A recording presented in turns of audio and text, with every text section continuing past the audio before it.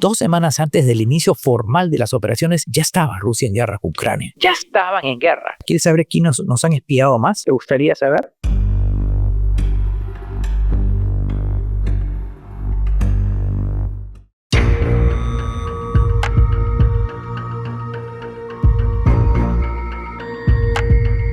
Hola, bienvenidos a Agente Encubierto, el podcast judicial de Latina Noticias. Mi nombre es Rodrigo Cruz y hoy tenemos un programa especial para aquellos que están interesados en cómo funciona el sistema de inteligencia del país, quiénes los integra, cuáles son sus componentes y funciones. Este es el episodio que necesitan y para ello tenemos a un invitado, nada menos que el abogado Andrés Gómez de la Torre, quien ha sido director de la Escuela Nacional de Inteligencia de este país. Doctor Gómez de la Torre, ¿cómo está? Gracias por venir. Encantado, a las órdenes. A ver, vayamos de lo general a lo particular. En el Perú existe el Sistema Nacional de Inteligencia, que es más conocido como el SINA, ¿no? ¿Qué es el SINA y quiénes lo conforman? Para comenzar, es un ángulo del Estado sumamente misterioso. A ver. Por la secrecía, por el concepto de secretos de Estado, por el concepto de operaciones encubiertas, clandestinas, intrusivas. La inteligencia siempre será un objeto de interés público por justamente la reserva de su trabajo. Claro, porque a diferencia, por ejemplo, de una comisaría o una fiscalía, creo que el común de las personas no sabemos qué hacen los agentes de inteligencia, ¿no? Correcto. Esto tiene su origen en el año 42. Fue un presidente que fue el que más desarrolló e impulsó la actividad de inteligencia, que fue Manuel Prado. El año 42, luego de la guerra con el Ecuador, se creó un comité central de informaciones que dependía del Ministerio de Guerra, luego del conflicto, repito, con el Ecuador. Y las misiones militares que vinieron al Perú, sobre todo la americana y la francesa, la francesa en el ejército, la americana en la marina, fueron ayudando a las fuerzas a crear este tipo de instituciones, básicamente de apoyo a la fuerza militar para la obtención de información. El año 47 es que crea en la Marina la Dirección de Radiointeligencia Naval. El año 58 la Escuela de Inteligencia del Ejército, los Servicios de Inteligencia del Ejército. La Fuerza Aérea también creó el año 58 una DIGIS, un organismo de apoyo al Estado Mayor. Y esto termina el corolario también comprado el año 60, que se crea el Servicio de Inteligencia Nacional. Es decir, el SIN se crea un 27 de enero de 1960 por el propio presidente Prado, que había creado el 42 este comité central. O sea, Prado es el gran protagonista de la creación de los servicios de inteligencia en el Perú y eso se conoce poco. ¿Y cuáles son esas referencias? Claro, no es que a Prado se le sale de su cabeza tener un sistema de inteligencia. Me imagino que toma alguna particularidad de algunos países, ¿no? Sin duda, porque además era un proceso de desarrollo de las Fuerzas Armadas, no solamente para la guerra convencional contra un Estado, sino también con lo que se incubaba los procesos subversivos, la Guerra Fría y la guerra irregular, las guerrillas. Y eso tomó mucha fuerza en el Perú cuando se empiezan a reconvertir los ejércitos. Viene la Revolución China, viene la Revolución Cubana, tienen los procesos subversivos. Y entonces las Fuerzas Armadas y las policiales tienen que adaptarse a un nuevo tipo de guerra y por lo tanto necesitan inteligencia como un valor agregado de información para sus operaciones. ¿Y cómo eran las operaciones en esa época? O sea, me pongo en el lugar de la persona que está totalmente desentendida de cómo trabaja un agente de inteligencia y pensará, no sé, un espía, una persona, no sé, que se infiltra en, no sé, un grupo determinado. ¿Cómo se hacía el trabajo en ese tiempo? Para comenzar, se ha novelado mucho sobre esto y hay básicamente tres grandes novelistas, John le Carré, maestro, ¿no? Frederick Forsyth es otro, ¿no? Se ha novelado, se ha hecho mucha novela. Tom Clancy es otro, ¿no? Se ha novelado por justamente esa característica que tiene inteligencia de que es un órgano o una actividad cuya, digamos, ethos, filosofía es el secreto, la cultura del secreto. El más famoso James Bond. Claro, pero esa es una figura de novela, por cierto, ¿no? O sea, es un agente exactamente que llegaba hasta el film, a las filmotecas, ¿no? Se ha novelado mucho, como repito, con estos tres autores. Y lo importante de aquí es rescatar que esa visión que hay sobre un agente encubierto, es una parte, pero no es el todo. Porque también la inteligencia es tener documentos altamente procesados para la toma de decisiones, para los tomadores de decisión. Los presidentes necesitan saber no solo las Fuerzas Armadas, sino necesitan de información útil, inmediata, creíble para tomar ciertas decisiones. Eso también es un trabajo Que es un trabajo, porque creo que se le dice hoy día prospectiva, pero la inteligencia estratégica, porque eso se basa en todo un ciclo en lo de los cuales lo que tú muy bien expresas, de los agentes encubiertos, clandestinos o los espías, hacen un trabajo de colección de información. Pueden tener un cúmulo de información, pero esa información tiene que ser sistematizada. ¿Mm? Y el valor agregado de la sistematización es la inteligencia estratégica, el producto final útil, el conocimiento útil para tomar una decisión. Por ejemplo, a ver, una operación de inteligencia puede ser algunos agentes examinando que hay una banda de extorsionadores que está creciendo, digamos, en Lima Norte, pero ellos no ejecutan, o sea, ellos no van y atrapan a los, simplemente observan, hacen sus informes, sus análisis y ayudan a elaborar un informe y le avisan al Ministerio del Interior o no sé, al jefe de la región policial, por si acaso está sucediendo esto. ¿Algo así? Ha descendido una parte muy operativa y la principal parte, que es la colección de información, obtención, colección o acopio, que es una fase de un ciclo de inteligencia. Esa es la parte más operativa que puede hacer un agente encubierto en el nivel policial, dependiendo de la gravedad de la amenaza. Pero se van a obtener muchas informaciones que van a llegar normalmente a modo de notas de información. Y esas notas de información, con todo el cúmulo que tú tienes, va a ser debidamente sistematizada, procesada y se va a convertir en un producto para la toma de decisiones altamente elaborado, ¿no? Y está la destreza de otro protagonista que todavía no has mencionado, más importante aún que el agente encubierto, el analista de inteligencia. Cuéntenos. El analista de inteligencia es el hombre de escritorio, el que va a recibir todo el trabajo de parte de un agente encubierto, de un espía, de cualquier forma de colección O de un información, o de un informante, o de un colaborador, ¿no? Entonces, ese trabajo de campo operativo lo hace, digamos, en el argot de inteligencia se dice, hay hombres de inteligencia de la calle, los operativos, y los hombres de inteligencia de escritorio, que son los analistas, que es la parte más difícil, porque tú tienes que aprender una serie de técnicas. Tienes que descifrar todo esto. Claro, descifrar, sistematizar, confrontar y realmente ver qué información es relevante. Y de ahí, en el argot de inteligencia se llama cómo armas el muñeco. ¿Qué significa cómo armar el muñeco? Es desbrozar esta información, darle un valor agregado y hacer una proyección, ¿no? Para quien toma las decisiones tenga esa información sistematizada y ver los cursos de acción, tanto de los obstáculos, de las oposiciones, de las amenazas, como también cómo generar una respuesta a esas amenazas. Y es el analista, por ejemplo, que decide, oye, ¿sabes qué? Quiero que mis agentes encubiertos se infiltren mejor en tales lugares y ya no en otros. Hay un ciclo de producción de inteligencia que se va, digamos, realimentando, un feedback realimentador, y obviamente son las necesidades de inteligencia, las otras necesidades, las ONIs, otras necesidades de inteligencia, de tal manera que efectivamente el analista puede eventualmente hacer pedido de información sobre aspectos grises. La inteligencia se mueve en base a los agujeros negros, y hay que tener mucho cuidado porque hay también muchas maniobras de engaño. Para eso existe también la contrainteligencia. El analista debe tener la destreza para discernir entre lo relevante y lo irrelevante. Y evidentemente no se hace de la noche a la mañana. No se hace de la noche a la mañana. Tampoco la preparación de un analista de inteligencia requiere de muchos años. Y en un mundo donde hay un cúmulo de informaciones, hay que desbrozarlas. Hay mucha fake news, hay mucha desinformación. Las redes sociales han explotado realmente, han intoxicado de información, y entonces cada vez la labor del analista es más complicada porque tiene mucha más información en las cuales tiene que discriminar para elaborar su producto y para que este producto sea útil y oportuno para la toma de decisiones. Te pongo un caso. Todo el mundo de la comunidad académica e intelectual de los Estados Unidos dice, en no pocas oportunidades, probablemente de los 9 informes que emite la Dirección Nacional del DNI, que no es la CIA, es el órgano, digamos, rector del sistema de inteligencia americano desde el año 2004, que se produce una reforma. Es como el SINA en Perú. Claro, hay una especie de SINA, pero hay un órgano rector como la DINI, que es el Director Nacional de Inteligencia. Crearlo en el 2004 a raíz de los atentados de las Torres Gemelas de Nueva York. Y se dice que el error que muchos productos no son necesariamente empleados por el presidente de la República, el tomador de decisiones. Otra anécdota muy importante.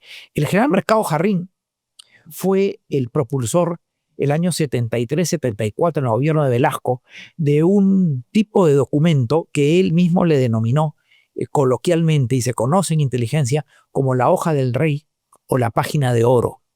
¿Qué cosa es la hoja del rey y qué cosa es la página de oro? Y se lo entregaba al presidente Velasco todos los días a las 6:30 de la mañana aproximadamente. La hoja del rey o la página de oro es un resumen altamente procesado de las situaciones y los escenarios tanto al interior del país como al exterior del país para que el presidente a las 6:30 de la mañana tenga una orientación panorámica de lo que está pasando puertas adentro y puertas afuera.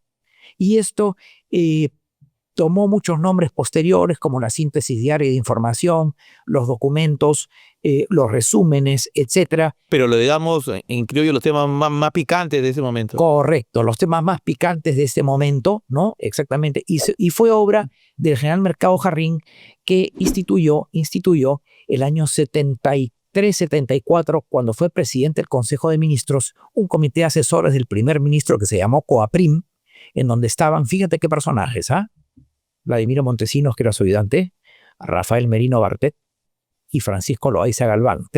Tres personajes que para bien o para mal fueron gravitantes en la historia posterior de los servicios de inteligencia. Paco Loaiza fue funcionario del CIN en los años 80, trabajó en el comité de asesores del primer ministro, estuvo también en el CIN setentista con Morales Bermúdez. Rafael Merino Bartet fue otro personaje muy interesante, experto en subversión y en sendero luminoso, que estuvo en el CIN hasta su caída del año 2000, y Vladimiro Montesinos ya lo conocemos. O sea, tenemos personajes que para bien o para mal marcaron una historia polémica y por escribirse del Servicio de Inteligencia Nacional, que repito, fue creado por Prado el año 1960. Ahora, regresando un poco de Prado, porque creo que no quedó muy claro ese tema de las influencias extranjeras en la creación del sistema de inteligencia en Perú. Los dos grandes sistemas de inteligencia más famosos del mundo es la CIA y la KGB. Sí, correcto. En Perú, ¿cuáles fueron esas herencias? ¿Hubo mayor predominancia de la CIA? Mira, cuando se crean los servicios de inteligencia, esto está muy atado a las misiones militares. Tienes que recordar que la misión militar francesa llegó al Perú en 1896 con Pierola. La Escuela Superior de Guerra del Ejército fue creada también con apadrinamiento del ejército francés doctrinario en el Perú en 1903. Y la misión naval norteamericana llegó el año 25 con el presidente Leguía. Y esas misiones militares básicamente son dos, la francesa y la norteamericana. La francesa en el ejército, la norteamericana en la marina, fueron las que de una u otra manera coadyuvaron a la creación de los servicios de inteligencia en las Fuerzas Armadas, que son también una base importante para la creación del CIN. Tienes que recordar que, por ejemplo, en el caso de la Marina, fue la criptografía y fue las comunicaciones, porque se llamó Dirección de Radiointeligencia Naval, DRIN, con el un joven capitán de corbeta, digamos, el referente de la Marina, Guillermo de las Casas Freycinet. Y los americanos, con la experiencia de la batalla de Midway, que rompieron los códigos y las comunicaciones de la Armada japonesa, dieron mucha importancia al concepto de lo que era la inteligencia de señales, la inteligencia electrónica.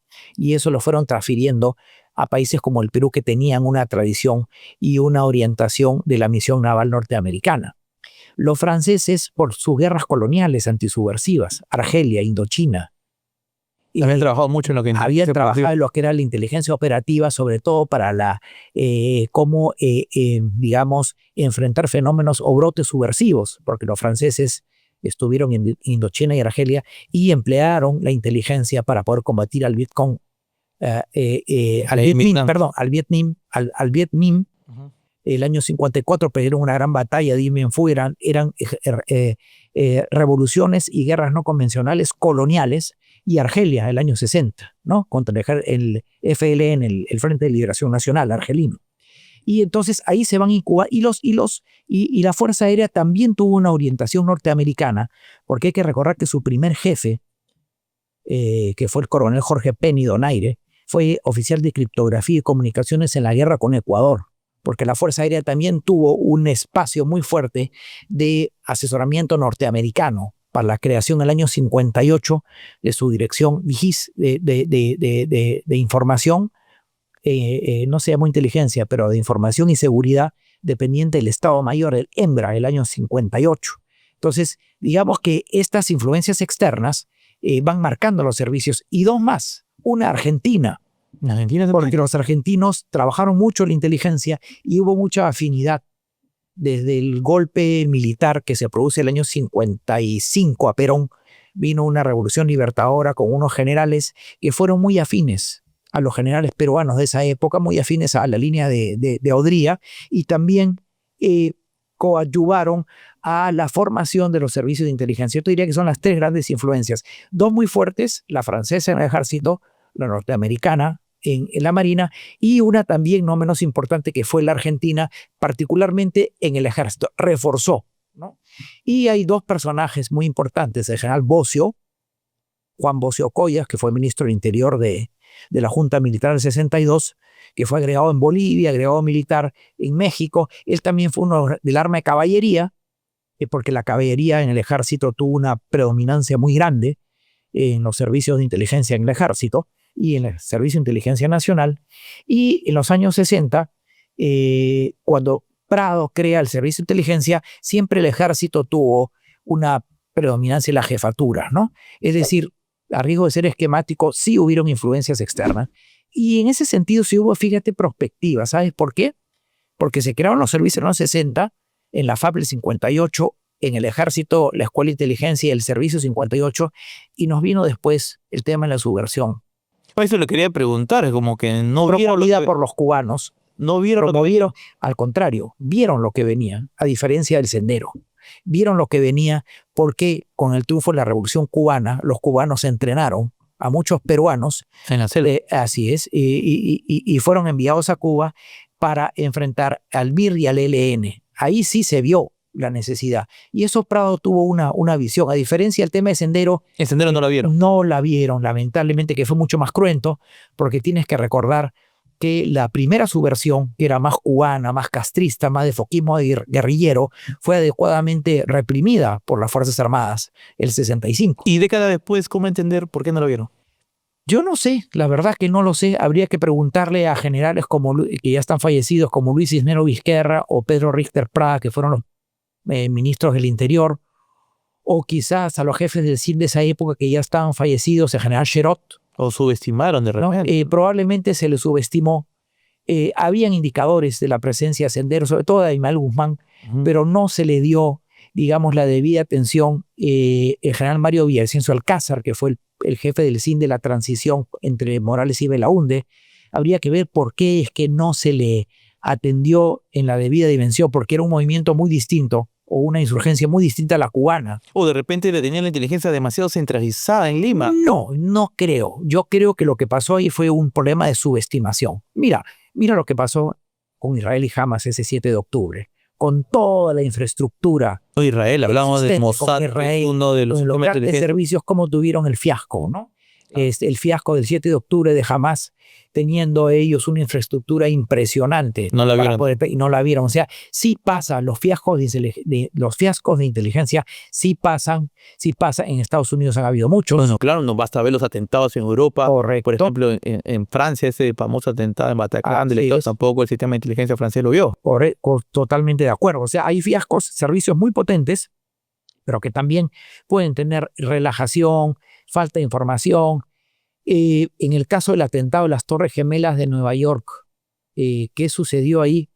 Sucedió que se dice, sí, que es una pelea entre la CIA y el FBI. Sí, se dice que hay parte de una suerte que se da mucho, ¿eh? Se da tema de egos entre la CIA y el FBI. Pero eso es en todas partes del mundo, la competencia por quién tiene la mejor información. Ese es un problema real de los servicios, que se disputan entre ellos, entre sus órganos componentes, y hasta con la jefatura, el ente rector, se disputan quién tiene la mejor información, porque quien le lleva la última al presidente también tiene un rédito institucional. Expliquemos un poco a la audiencia esto. De repente quisieran saber ¿cómo no? Que cuando ocurrió el atentado de las Torres Gemelas, el FBI dijo, oye, CIA, tú tenías información que nos podía ayudar a... Sí, es correcto. Ahí hubo un conflicto muy natural, porque la comunidad de inteligencia El concepto de comunidad es muy norteamericano. El concepto de la comunidad de inteligencia es el conjunto de las agencias estatales.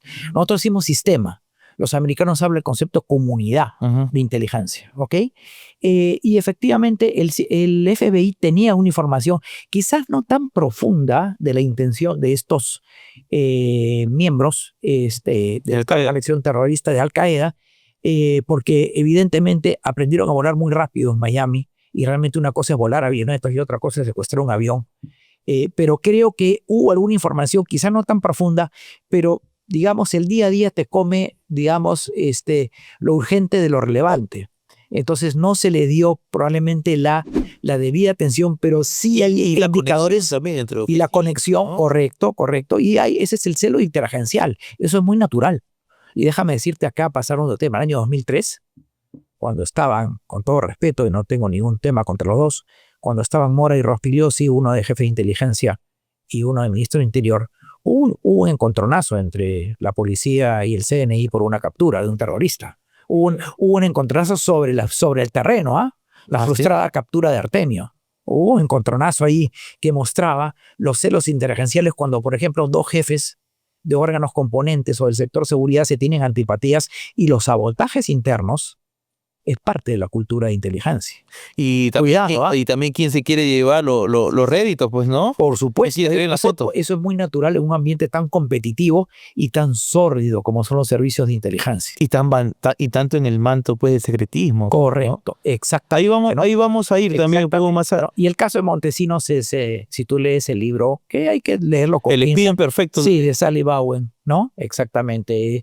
Tiene cosas interesantes, otras que yo discrepo un poco, pero sí, efectivamente ves un poco y este concepto de que es un poco novelesco y fílmico del doble agente, el triple agente, nadie sabe para quién trabaja. Bueno, se mencionaba de que Vladimiro Montesinos fue un agente de la CIA. Bueno, eso también es parte. Bueno, también Manuel Antonio Noriega, el panameño, fue hombre de la CIA, como tú sabes, como él se sintió un momento, este líder panameño, se sintió muy empoderado por los Estados Unidos, se convirtió en un interlocutor con los cubanos muy importante. Él se sintió un poco insuflado por el apoyo americano y empezó a hacer un juego propio. Como presidente de Panamá, él había sido G2 de inteligencia militar de Omar Torrijos. Se sintió tan empoderado que dijo, bueno, soy empoderado, empiezo a hacer un juego propio. Y los americanos y los servicios de inteligencia no les gustó que un subordinado empiece a hacer un juego propio, y le detectaron unas conversaciones y unas operaciones con Fidel Castro. Sí, ¿por qué? Porque se sintió como una especie ya insuflado. Hay que tener mucho cuidado con los egos. Los egos, lamentablemente, en inteligencia hay que bajarlos mucho.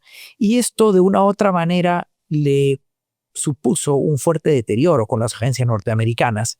Tenía un juego propio, empezó a negociar cosas con Castro, y de gran amigo de aliado se volvió un enemigo, y esto terminó con la invasión causa justa, la Operación Panamá, porque empezó a trabajar, ¿no? Nosotros estuvimos cerca por ahí, hubo un buque, el Pía Vesta, cuando estaba un comandante general de la Marina por ahí, cargado con armas, que venía al Perú y después terminó en Panamá. Empezó a haber un juego de tráfico de armas. ¿Y usted cree que hoy en día existen dobles agentes todavía en Perú? En general, en cualquier parte del mundo, todos los países, existen dobles agentes. Existen espías, entre comillas, que son obviamente recolectores de información, es obvio. O sea, la CIA, el espionaje manda gente, o sea, es que... El espionaje es la moneda corriente de las relaciones internacionales. Todos los estados, más que aún ahora, son ávidos.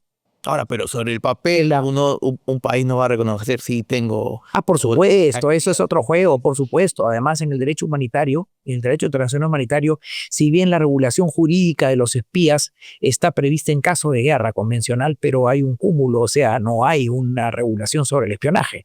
Y si me permites algo, mira tú cómo el siglo XXI va a ser por excelencia cuando se decían cosas de la Guerra Fría. Claro, Casablanca, la ciudad de Marruecos, que fue el gran emporio del espionaje internacional de la Segunda Guerra Mundial, recordarás. Hoy día mira tú cómo Ucrania con sus servicios, su SBU, cómo Rusia con su SBR, cómo Israel con su Mossad y con su Amán, el servicio de inteligencia militar, y con su Shin Bet, cómo Irán con su SAVAK, cómo Irán constituye una suerte de círculo de fuego sobre Israel con el Hamas, en Palestina, el Hezbollah libanés, los hutíes yemeníes, las milicias chiitas iraquíes. Le hizo una suerte de anillo, ¿no? Sin entrar en una confrontación directa, que fue el trabajo de ¿qué? De la Fuerza Quds, que era el órgano de inteligencia por excelencia de la Guardia Revolucionaria iraní. Exacto. O sea, te das cuenta cómo el juego de inteligencia y el juego de contrainteligencia es tan competitivo. Por ejemplo, en Perú, su experiencia, ¿qué tipo de países, potencias podrían mandar dobles agentes aquí? China. Mira, nosotros hemos sido, entiendo por dónde va tu pregunta. ¿Quieres saber quiénes nos han espiado más? ¿Te gustaría saber? Bueno, nos han espiado primero los chilenos. Por obvias razones. Por obvias razones. Porque salimos de una guerra cruenta, en la guerra del Pacífico, donde ya se practicaba. Bueno, es el famoso caso del peruano que le vendía información a los chilenos, ¿no? De la FAP. Bueno, pero ese es reciente. Hay un excelente libro de Guillermo Parvex, historiador chileno, que ha publicado un libro muy interesante, bastante interesante. ¿Cómo se llama? El libro es sobre la historia del espionaje chileno en la guerra del Pacífico. O sea, ya desde el año 1873. ¿Ya no se espiaba? Sí, efectivamente, porque el embajador chileno en Lima tenía acceso al presidente y una de las primeras logros del espionaje chileno es obtener rápidamente información sobre el Tratado de Alianza Defensiva entre Perú y Bolivia, firmado en 1873, cuyo corolario final era meter a la Argentina. Y hubo una serie de acciones de la inteligencia chilena previas a la declaración de guerra en 1879. Luego, ahí empieza, ¿no? Y tenemos cosas no tan conocidas, pero sí conocidas. Por ejemplo, una fuente inagotable para saber cómo nos han espiado fueron, por ejemplo, los documentos desclasificados del Departamento de Estado. De Estados Unidos. De Estados Unidos. Y los documentos desclasificados de la Operación Cóndor. Claro, tan famosa. La famosa operación encontrados en los llamados archivos del Paraguay. Cuando Pinochet, en varios documentos, estaba claro cómo tenía gente captada de la Marina de Guerra peruana que estaba contra Velasco y periodistas peruanos financiados por no financiado por CIA. Sí, no, por la CIA no, por los servicios de inteligencia chilenos, por su jefe, que era el general Manuel Contreras. Para desestabilizar al Perú. Tenemos el caso, efectivamente, Vargas Garayar, de ese espía que fue, captado por los chilenos, pero neutralizado por la FAP. Tuvimos el caso de Ariza y los otros suboficiales navales en pleno contencioso. Ariza es el famoso caso de Perú. El altote. El alto que una vez de lejos yo lo llegué a ver, un hombre muy alto, muy reservado, Ariza Mendoza, que era un hombre además que se había desempeñado como adjunto de la Agregaduría Aérea del Perú en Santiago.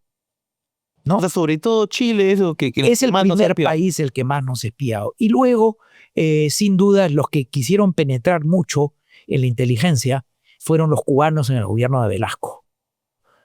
Los servicios de inteligencia cubanos preparados por la KGB soviética. Cuando se produce la Revolución Cubana, se arma un nuevo servicio de inteligencia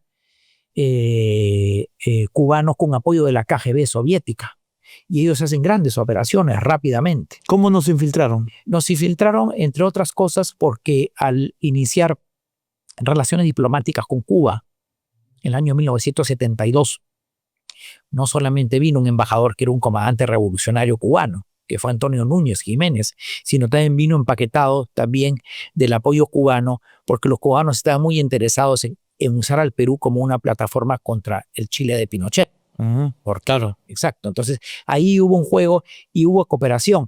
Algo hubo también con la Stasi de la Alemania Oriental de Guerra Fría. Hay que recordar que en esa época, pues, el mundo bipolar, Guerra Fría, ¿no? Exactamente. Y también, ya en los años 80, las Fuerzas Armadas peruanas, particularmente el Ejército, la Policía, recibieron instrucción y capacitación en el KGB soviético.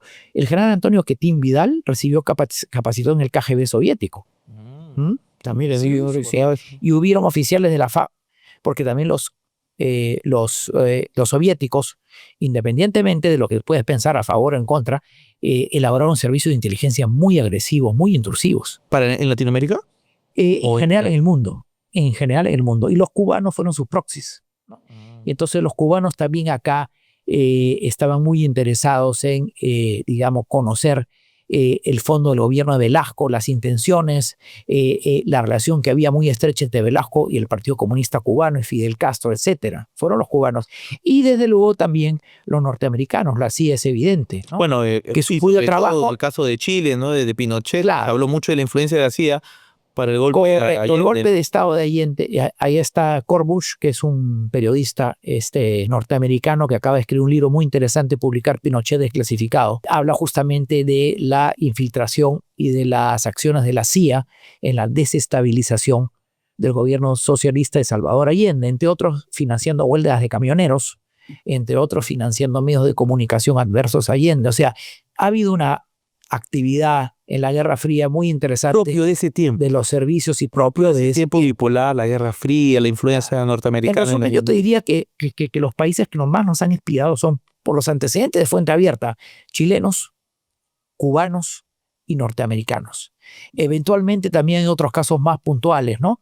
El caso, por ejemplo, del espía ecuatoriano Duchisela, que está consignado en el libro Su muerte en el Pentagonito, los cementerios clandestinos de la cárcel peruano. Así es, exacto, que lo mataron en sí, exactamente.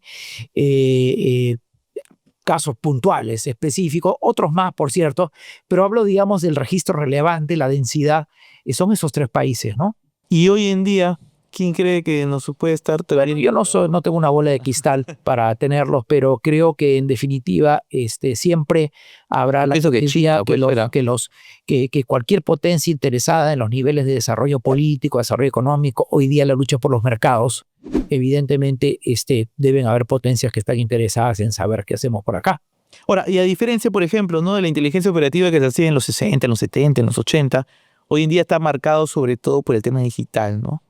Sí. Estados Unidos, por ejemplo, ¿no? Sí, que habla mucho de las guerras cibernéticas que te hace la inteligencia rusa, ¿no? Pero es verdad, Estonia, el año 2006, fue el gran laboratorio de experimentación de los ataques intrusivos, de la ciberseguridad, de los ataques de la inteligencia electrónica. Y permíteme decirte, 2 semanas antes del inicio de lo que los rusos llaman operación militar especial, o sea, ya de la invasión propiamente militar, pero 2 semanas antes los ataques cibernéticos se habían neutralizado una serie de burocracias públicas, hasta canales de televisión en Kiev. O sea, técnicamente hablando, 2 semanas antes del inicio formal de las operaciones, ya estaba Rusia en guerra con Ucrania. Ya estaban en guerra 2 semanas antes, por esa cantidad impresionante. Atacaron el Ministerio de Defensa, atacaron los canales de televisión, atacaron... Y no hablamos de un ataque de que te bajo la página web. No, intrusivo, sí. Robo de información. Correcto. Pero aquí va, y entiendo tu pregunta. Tú dices, sí, la inteligencia electrónica, sí lo está. Pero también es impresionante, algo que pensábamos que se iba a desechar en el siglo XXI por la inteligencia electrónica, que es la fuente humana, el elemento humano, el espía clásico. Te sorprendería saber cómo el SBR, que es el servicio ruso de inteligencia, tejió una cantidad impresionante de colaboradores informantes personales en el aparato público ucraniano, ¿no? Y cuando tú ves que los ucranianos a la inversa infiltran personas en territorio ruso, o el Mossad, el Amán, infiltran personas en territorio iraní, ¿no? Para preparar estos ataques que vienen con los drones, te das cuenta que todavía esa inteligencia del espía clásico, del hombre, de la fuente humana, sigue teniendo ese ataque una importancia capital en los servicios de inteligencia. No se van a desdeñar. Ese ataque impresionante, me acuerdo que hizo con los Vipers, Mossad, ¿no? Para eso tuvieron que infiltrarse en la fábrica de Vipers, establecer quiénes compraban, montar todo, y a la hora exacta después que explota. Esa es una de las operaciones que yo pienso que es más brillante, pero también no desdeñar otras operaciones como la que hizo el Mossad israelí en el 62 en la captura argentina del criminal de guerra nazi de Eichmann. Ah, claro. Fue impresionante. Hay películas de eso. Sí, ahí está la película. O, por ejemplo, la operación Entebbe, el rescate en Uganda. En Uganda. Va el avión. Así es, que también fue objeto de una película, fue impresionante. O, por ejemplo, la paciencia de... Hay un personaje bíblico, Job, la paciencia de Job. Como el año 72, cuando se produce la masacre de Múnich, de los atletas israelíes. Que hay una película de Steven Spielberg, Múnich. Exacto, en que fallan los servicios alemanes, son matados, son asesinados los atletas israelíes. Como el Mossad se planificó con un plan de operaciones, Cólera de Dios se llamó, de 20 años.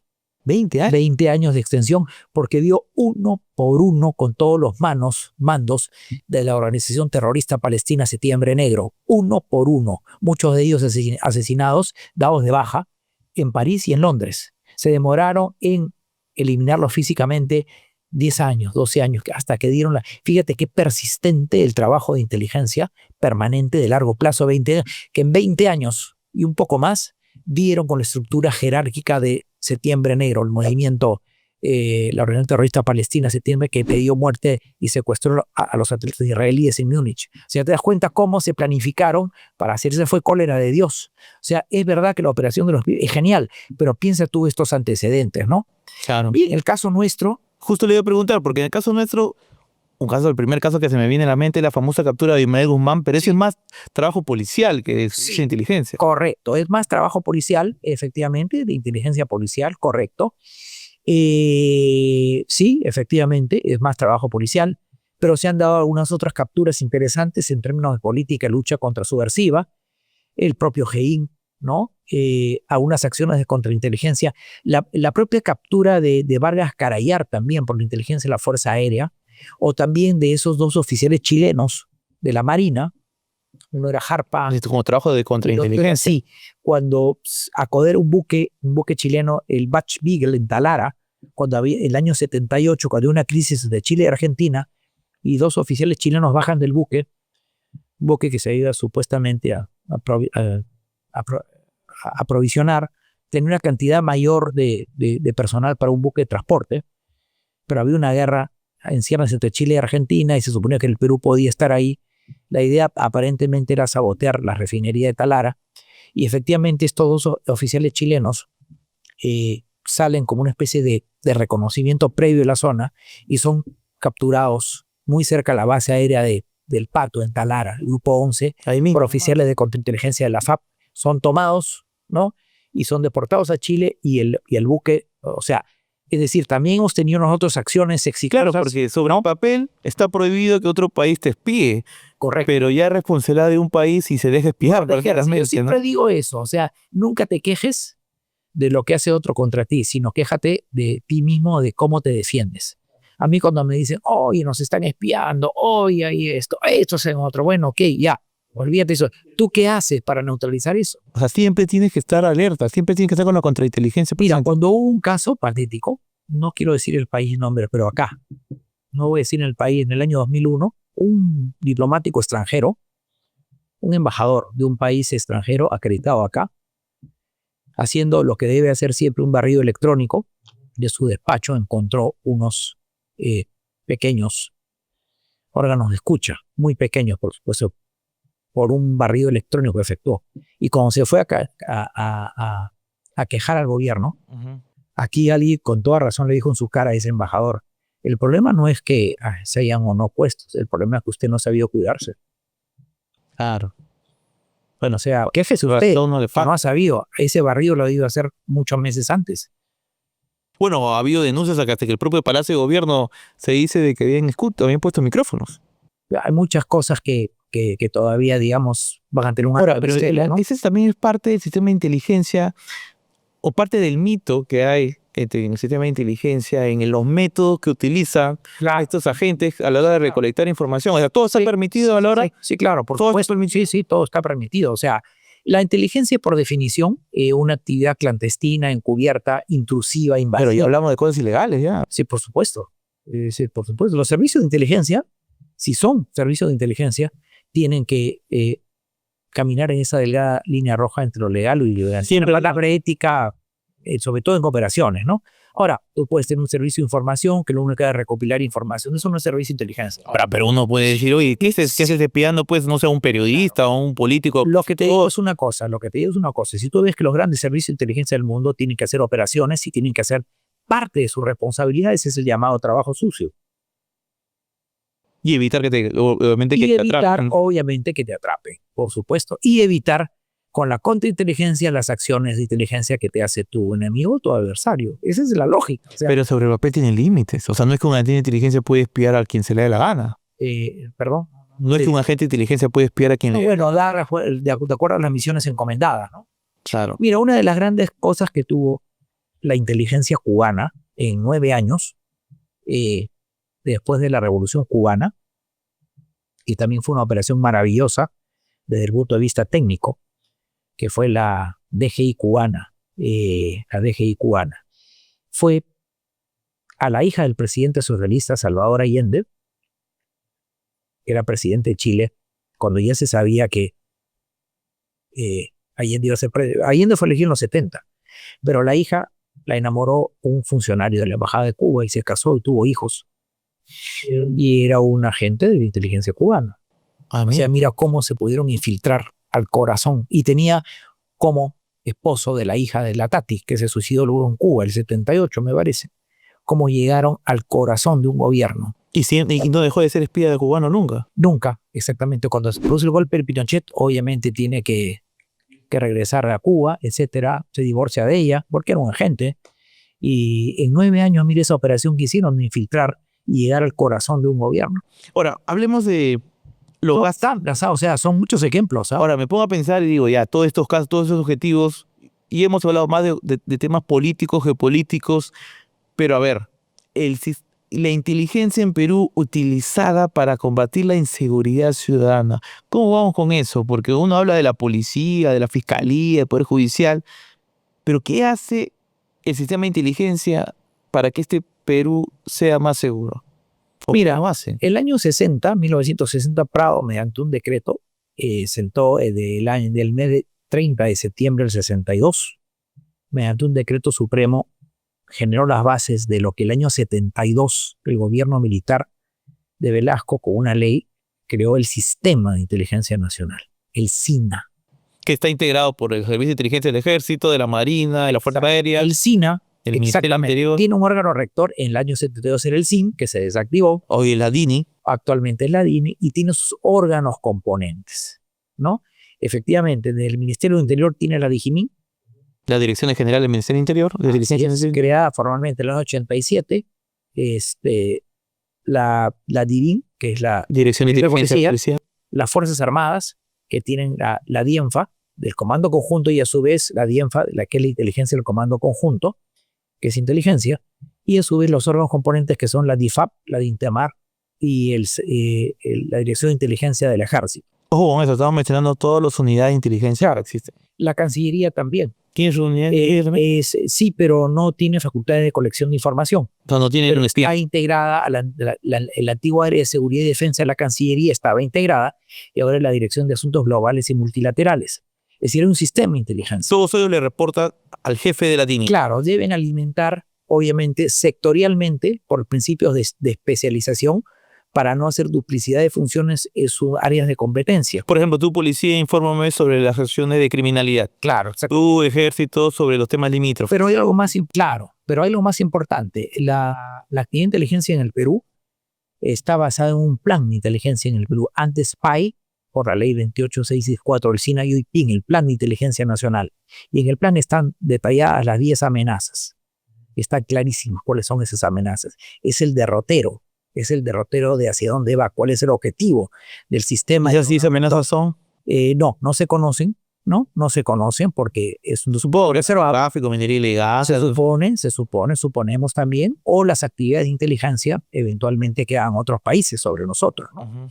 Y también hay una contrainteligencia, sobre todo en todos los órganos componentes del sistema. ¿Quién es tu contrainteligencia? Así es, sectorialmente, ¿para qué? Para evitar y negar las acciones de inteligencia de los adversarios o los oponentes. Ahora, el sistema... Sí, antes de avanzar aquí. La DINI también cuenta con sus agentes. Sí. No es que solamente recopila información. Claro, no es que recopila información, también tiene agentes. Y es un gran problema porque, mira, una de las cosas que tenemos, que yo he pedido hace años a gritos, es un plan de carrera del personal de inteligencia. Y que la DINI no dependa de agentes de las Fuerzas Armadas y de la policía, o de quien sea, porque generalmente van destacados, sino que tengan sus agentes propios, que tengan sus propios agentes, porque las operaciones son permanentes. O sea, Dini se alimenta de policías y de militares. Sí, correcto. No tiene su propio personal. Y hasta donde yo sé, intuyo, no. Puede ser que haya algunos casos muy puntuales, pero lo ideal es que la DIN también tenga sus propios agentes, porque muchas operaciones, como te he comentado en el caso de Cólera de Dios, son 20 años. Entonces tú tienes la alta rotación de personal. Sí, en policía sobre muchísimo. En general, conspira muchísimo, de analistas, de todo. Este año estás en la DINI, el próximo año estás en la comisaría tal. Exacto. Entonces, ¿qué pasa? Eso ralentiza mucho el trabajo. Y es el plan de carrera. De fuga de información. Por supuesto, y es uno de los grandes problemas que tenemos. ¿Y por qué no tiene agente la DINI? Bueno, en primer lugar, eso se necesita un presupuesto, un plan de carrera, una proyección. Lamentablemente, si tú te das cuenta, para comenzar, este gobierno tiene ya 5 jefes, ¿no? Y ya vamos a ir al tema del gobierno. Y desde la caída del CIN, yo no estoy justificando el CIN tuvo claroscuros y tuvo cosas también más oscuros que claros. Correcto, ¿ya? Pero lamentablemente el proceso de reconstrucción, Toledo tuvo 8 jefes de inteligencia, ¿no? Y jefes que entrantes y salientes que obviamente se sacaban la mugre, que entraban en pugna, ¿no? Y se saboteaban. El sabotaje, una de las cosas más características del gobierno del presidente Toledo fue el permanente sabotaje interno. Habían tantos grupos, hasta 8 grupos, llegaron 8 jefes con sus propios leales que entre todos estos se saboteaban, ¿no? Y los desafectos también, que salen de la organización y que empiezan a conspirar por obvias razones, porque le han hecho un daño, le han recortado un derecho, o lo han simplemente expulsado de la organización. O sea, todo eso fue una bola de nieve que fue creciendo y lo vemos hoy día que esto se ha repetido, porque lamentablemente aquí yo te doy una perspectiva. Yo estoy seguro que el 2026 va a pasar una cosa muy parecida a la que sucedió en el Perú el año 2006. ¿Cuál es eso? El gobierno que entre va a recibir una Dirección Nacional de Inteligencia.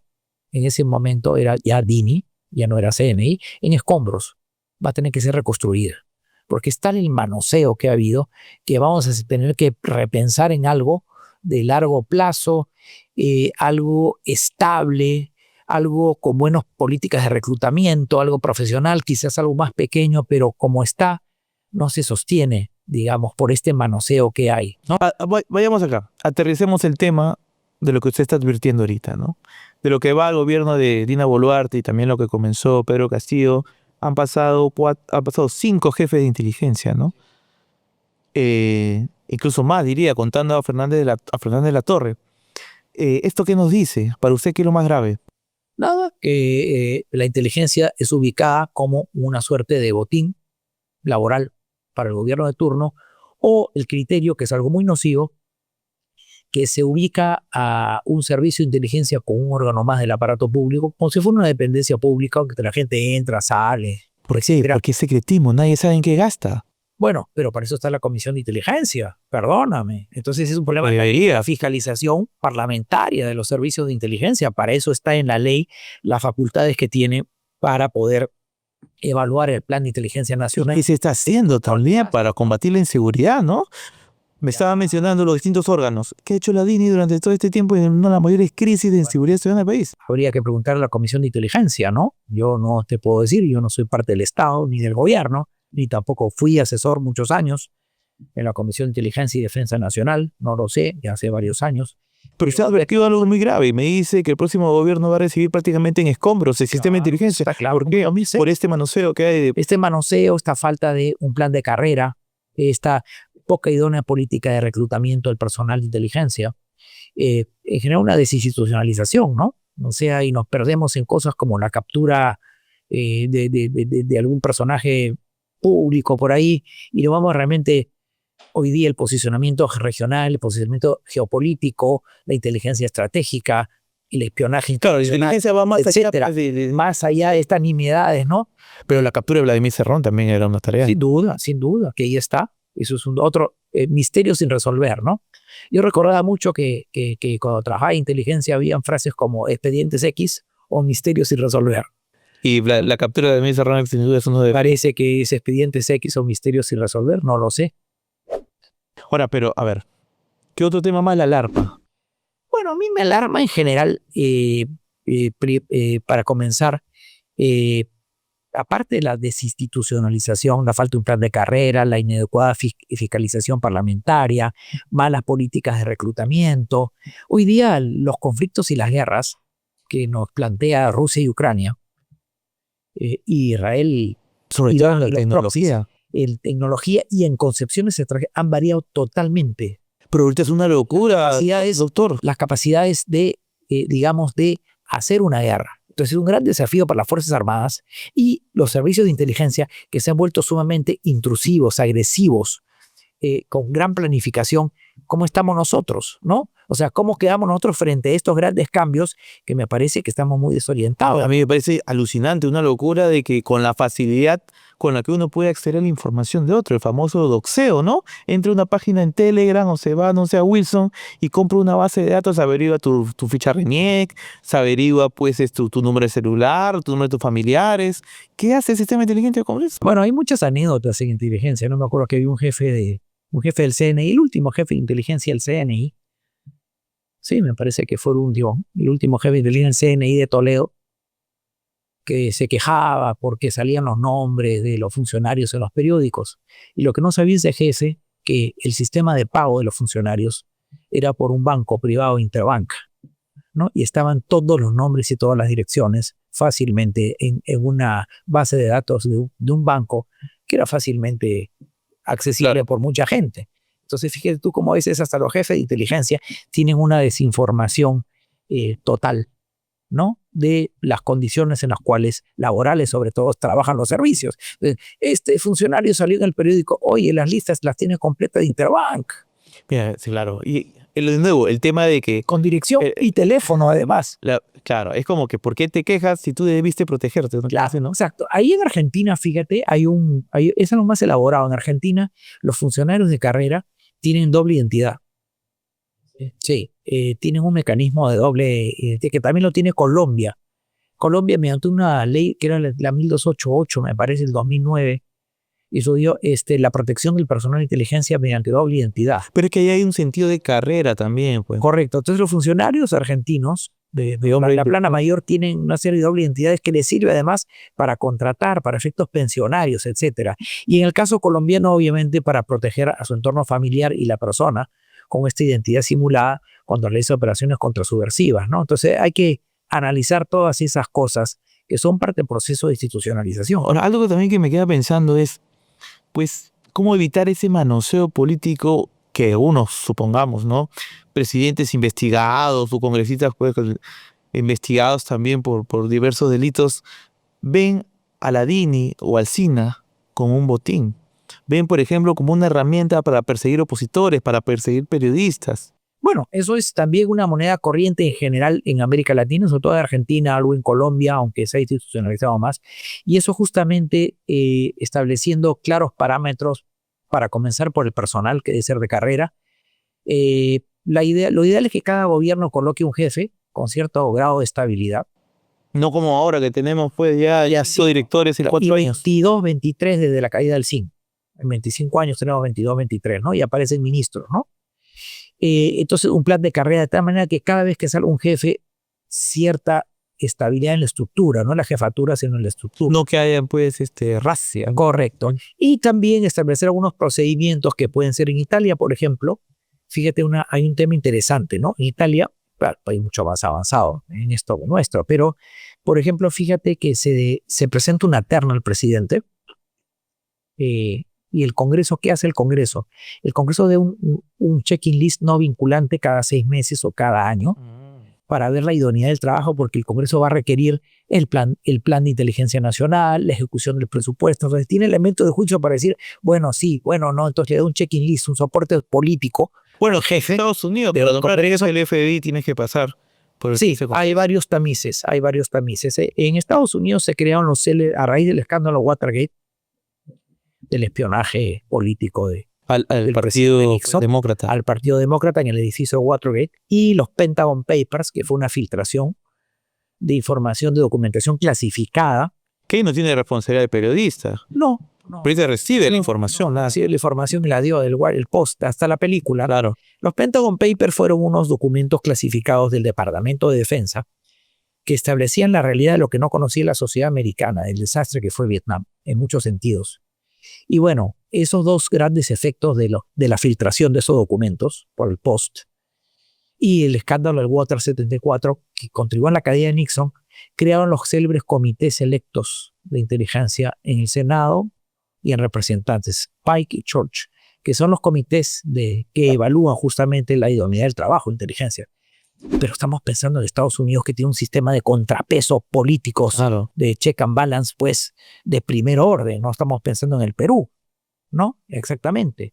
Entonces, pero sí hay algún... Bueno, puede servir de referencia, ¿no? Un poco para servir de tener por lo referencia. menos una guía. Sí. Ahora fíjate que Estados Unidos es interesante, la mayor democracia recién establece el control férreo parlamentario en el 74, porque el sistema de inteligencia americano, como lo conocemos, nace el 47 con el presidente Truman, el Acta Truman, que crea la CIA y crea el Departamento de Defensa. Se demoraron también.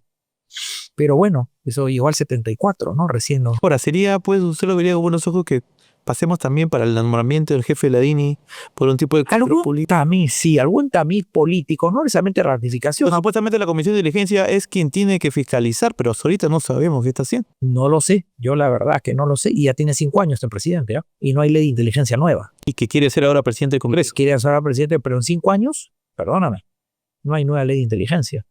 Y el procedimiento de ratificación, que recién está Y vemos aprobado en que hay comisión parlamentaria, seguridad, pues, no ha entrado al pleno del Congreso. O sea, en fin, no lo sé. Yo la verdad que no lo sé. Además, yo no estoy en política, y tampoco quiero... porque nadie hace hincapié qué hace la inteligencia por hacer que este país sea más seguro. ¿Y qué hace el Parlamento también? Claro, por el control político y la fiscalización. Porque para eso se dotó el año 2006, la ley ordinaria 28664, el control parlamentario. Con las partidas secretas que tiene. Gastos reservados. Gastos reservados. La partida de gastos reservados, ¿no? Entonces, un poco es eso de la historia, ¿no? El gran devenir histórico nuestro muestra que la inteligencia ha tenido inicialmente un buen impulso, una buena idea de contribuir a la toma de decisiones, a la seguridad nacional, a luchar contra la subversión. Eso fue un poco la idea. Inicialmente, Prado fue sin duda el presidente que más contribuyó, no me cabe la menor duda. Eran otras épocas, por cierto. Otro mundo. Otro mundo también, efectivamente, un mundo de Guerra Fría, quizás más ordenado, no tan complejo. Hoy día las cosas han cambiado. Y un mundo de Guerra Fría que el espionaje estaba al horno. Sí, correcto. La Guerra Fría es la partera de la historia de la inteligencia. Si bien viene de más atrás, pero es por definición la etapa de las relaciones internacionales. Las Olimpiadas de la inteligencia, la Guerra Fría, ¿no? Particularmente entre el KGB soviético stalinista y la CIA norteamericana, ¿no? Y los servicios colaterales que van creándose en la Europa del Este y en Europa Occidental también. Bueno, y hoy en día estamos con todas esas amenazas digitales, ¿no? Claro, por la ciberdelincuencia. Pero eso es verdad, sí, de acuerdo. Pero también la fuente humana. La fuente humana no se va a perder si tú lo ves como ha actuado los israelíes, ucranianos y rusos e iraníes. Te das cuenta que independientemente de las posiciones de cada uno, todavía el factor humano sigue siendo algo nada desdeñable en inteligencia. Bueno, Torre, para concluir, alguno de repente público que está más interesado en profundizar sobre ese tema de inteligencia, algunas publicaciones, no sé, serie, película que quiera recomendar. Bueno, se ha escrito poco, pero si uno quiere, digamos, libros más ligeros, yo siempre recomiendo el de Sally Bowen, El espía imperfecto. Sobre Vladimir Montesinos. Así.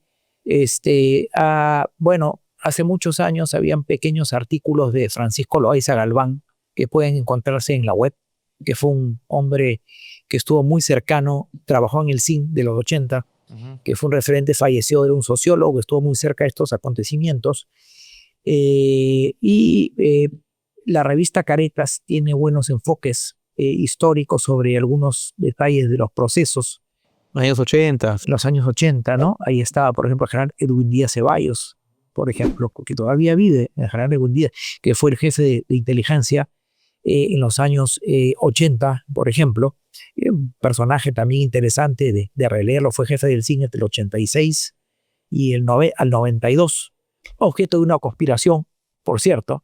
Fíjate cómo el CIN siempre estuvo en operaciones políticas, porque el CIN de los años 89, en los 89, como decía, preparó la transición. Bueno, pero por alguna razón Vladimiro Montesinos quiso apuntar ahí, ¿no? Incubó un candidato que fue Fujimori.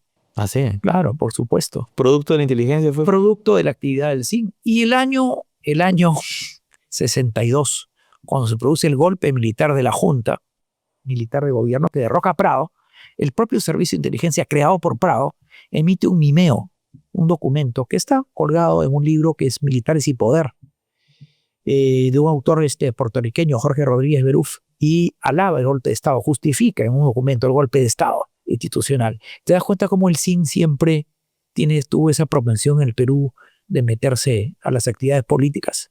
Claro, ha sido compañero de ruta. ¿Sí? Don La Torre, le agradezco haber estado con nosotros en este episodio.